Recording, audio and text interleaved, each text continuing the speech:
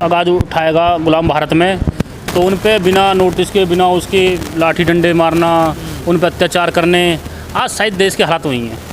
9 महीने से ज़्यादा धरने को हो गए, किसान रोडों पर बैठे हैं, दिल्ली के चारों तरफ बैठे हैं। और जैसे आगाज हुआ भी 5 तारीख की किसान मोर्चे की बड़ी पंचायत मुजफ्फरनगर में होने वाली थी, तो इन्होंने कोई ना कोई ऐसा षड्यंत्र रचा। इन्होंने कहा भी ठीक है, इनका दिमाग वहाँ से हटा कर यहाँ हरियाणा में लगाया जाए।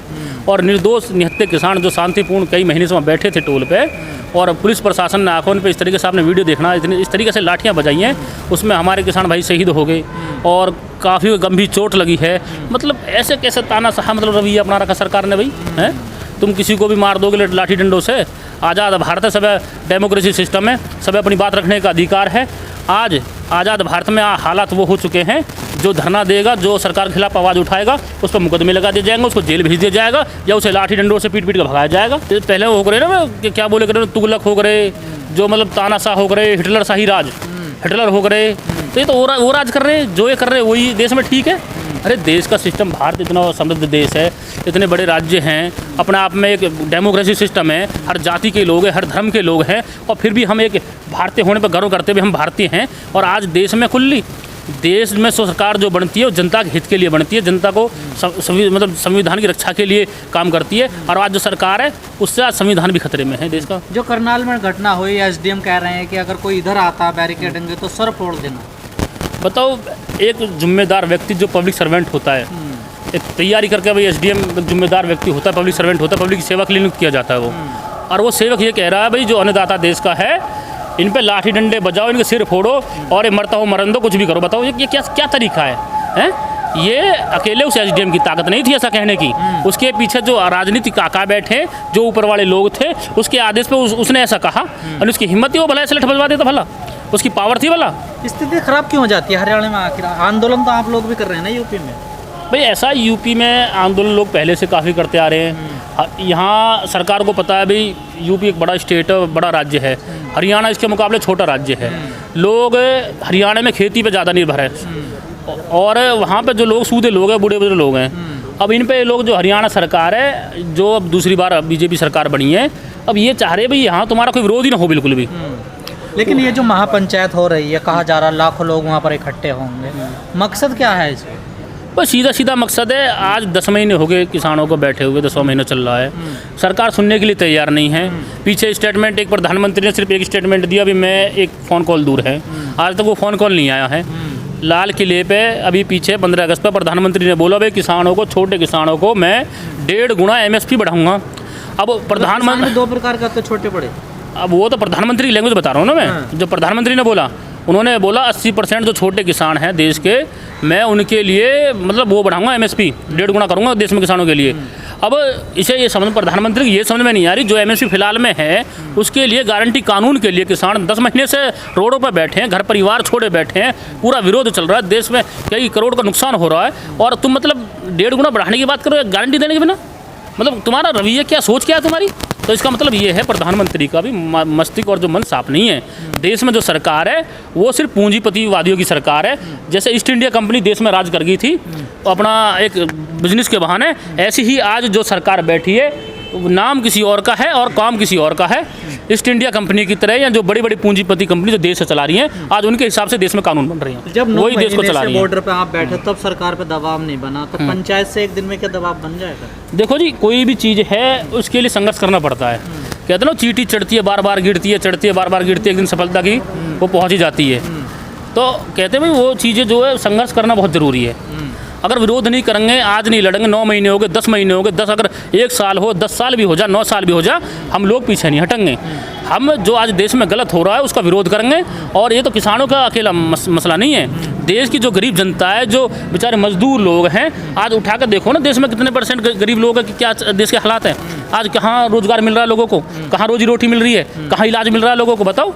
कोरोना काल में 2 झटके देश लग लिए हैं, कितने हज़ारों लोग हमारे पर डे मरे देश में। क्या दिया उनके परिवार वालों को सरकार ने? क्या उनके रोजगार, उनके बच्चों को पालेगी सरकार? जो लोग शहीद हो गए देश के लिए, जो काम करते करते हमारे डॉक्टर बेचारे शहीद हो गए, जनता का इलाज करते करते कोरोना काल में हमारे किसान भाई रोड पर बैठे बैठे शहीद हो गए, क्या सरकार उनकी भरपाई कर देगी? उनके बच्चों को पाल लेगी या सरकारी नौकरी दे देगी? सरकार कहाँ कर रही है काम आज बताओ? सरकार कर रही है पूंजीपतियों के लिए सिर्फ काम। आज देश में अनिल अंबानी और अडानी उनकी सरकार चल रही है। देश के संविधान के साथ में छेड़छाड़ करी जा रही है।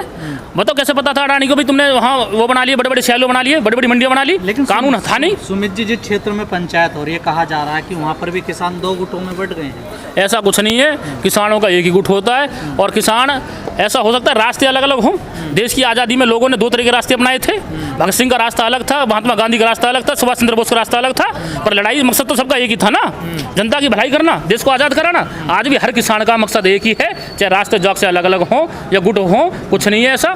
बाकी सारा किसान एक है। और एक तरीके से एक आह्वान पे मुजफ्फरनगर में बहुत बड़ी महापंचायत होने जा रही है। ये लोग आंकड़ा नहीं लगा पाएंगे वहाँ कितने लोग इकट्ठे होंगे। और वो लोग जो इकट्ठे होंगे ना, वो लोग, वो गिनती में अगर 20 लाख 25 लाख हों, वो सिर्फ 25 लाख नहीं है। वो जो जिन से लोगों से वादा करके अपने गांव से एक बंदा जाएगा, अगर किसी गांव में 5000 वोट है, वहाँ से अगर एक बंदा आया, या किसी राज्य से वहाँ से 10 बंदे आए, तो वो सोच लो पूरे भारत का आदमी वहाँ मिलेगा और पूरे भारत में ये आवाज़ जाएगी।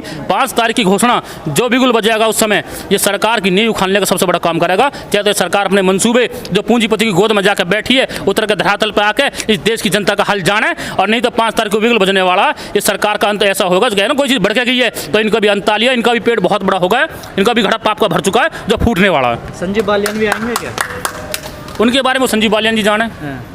भाई मैं तो संजीव बालिया से बात करता नहीं, वो संजीव बालिया अपने खुद बताएंगे, जा ना जा उनकी मर्जी है, अपनी मर्जी का मालिक है सब। हमारा है, हम जाएंगे। उनका तो विरोध हो रहा है ना वहाँ। अब भाई उन्होंने कोई ऐसा काम करा होगा जो विरोध करी जनता। देश आज तो ये लगा लो ना भाई, विरोध वाले काम ही क्यों करते हो आप लोग हैं? अरे देश में जिस, आज मुझे एक चीज़ समझ में नहीं आ रही है, बीजेपी सरकार में सबसे ज़्यादा विधायक बन के गए हैं, सबसे ज़्यादा सांसद बन के गए हैं, और जो लोग वहाँ बन के गए हैं वो लोग कभी दूसरी पार्टियों में होकर करे, आधे डुबकी मार के इनके में पहुँच गए। जब वो लोग दूसरी पार्टी में होकर, कांग्रेस में होकर या किसी और अन्य पार्टी में है, वे आरोपी और मतलब भाई भ्रष्ट लोग थे, इनके पास जाते नहीं है, वो सारे मतलब दूध के धुले बन गए। और मतलब ये समझ में नहीं आ रहा, देश का विकास इन्होंने मतलब ऐसा एजेंडा बना रखा है देश में, भाई जो कर दे मोदी कर दे। भाई कांग्रेस ने तो कुछ करा ही नहीं देश में, लेकिन कांग्रेस ने युद्ध लड़े। जा रहा कि लाखों लोग जाएंगे, इतनी कैपेसिटी है क्या मुजफ्फरनगर? नहीं, कैपेसिटी है, वहाँ व्यवस्था लगी है। किसान संगठन हमारे वहाँ जो कार्यकर्ता हैं, जो हमारे वहाँ वो हैं वॉलंटियर है, वो सारे अभी पहले से तैयारी चली लगातार। वहाँ पूरी व्यवस्था मिलेगी, किसी मतलब शांतिपूर्ण तरीका से पूरी पंचायत सफल करी जाएगी।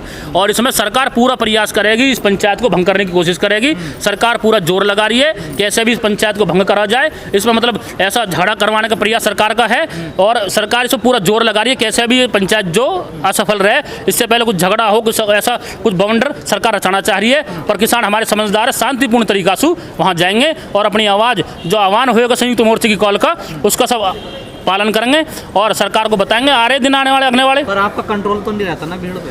कंट्रोल कैसे नहीं होता बताओ? पूरा कंट्रोल रहता है। 26 तारीख को कहाँ कंट्रोल रहा? भाई कंट्रोल नहीं होता तो सरकार ने करवाया था ना। भाई जो लोग बैरिकेड बंद थे, जो रूट दिए गए, सरकार ने बंद कर दिए। जहाँ से जनता जानी थी अपने लोग पहुँचा दिए हो लाल किले पे इन्होंने। भाई किसान क्या पता, गांव के किसान है, उसने कहाँ लाल किला देखा है? तुम पढ़े लिखे लोग दिल्ली की सड़कों पे हम खो जाएं, अभी हम तो दिल्ली के पास रह रहे हैं, हमें पता नहीं कौन सा रूट कहाँ जा रहा है। जिधर गाड़ी मुड़ के चल दिए। घटना से बचने के लिए क्या तैयारी की है आप लोगों ने? हमारी पूरी तैयारी है, पूरे रास्ते चिन्हित कर दिए गए हैं, पूरे सिस्टम शुरू से लेकर आखिर तक का ग्राउंड जहां पंचायत होनी है वहां से लेकर शहर से बाहर तक लेकर पूरी व्यवस्था वहां लगा दी गई है। पूरे वॉलंटियर हैं वहाँ, पूरी व्यवस्था वहाँ रहेगी हमारी तरफ से। वहाँ कुछ भी मतलब शांतिपूर्ण तरीके से वहाँ आना जाना व्यवस्था सारी कंप्लीट है।